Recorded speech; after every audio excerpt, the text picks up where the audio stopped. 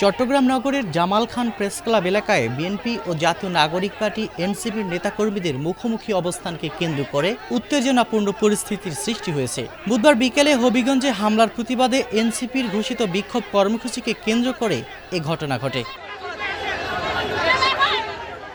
এনসিপির নেতাকর্মীরা কর্মসূচি পালনকালে সেখানে বিএনপির নেতাকর্মীরা উপস্থিত হলে উভয় পক্ষ মুখোমুখি অবস্থান নেয়। এ সময় দুই পক্ষের মধ্যে উত্তপ্ত বাক্য বিনিময় এবং স্লোগান পাল্টা স্লোগান চলে।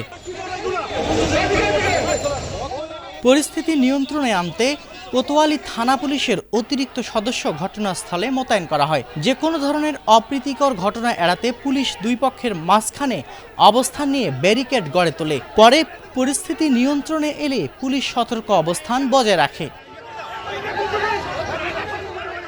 এনসিপির অভিযোগ, হবিগঞ্জে তাদের শান্তিপূর্ণ মিছিলে হামলার প্রতিবাদে তারা কর্মসূচি পালন করছিলেন, কিন্তু বিএনপির নেতাকর্মীরা এসে তাদের কর্মসূচিতে বাধা দিয়েছেন।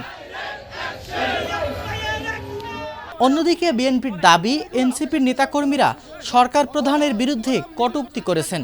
এর প্রতিবাদ ও প্রতিরোধ জানাতেই তারা রাজপথে অবস্থান নিয়েছেন। প্রধানমন্ত্রীর ব্যাপারে গুরুত্বপূর্ণ বক্তব্য দিচ্ছে ওরা। আমরা যারা ছিলাম আমরা অবস্থান নিয়েছি। আমরা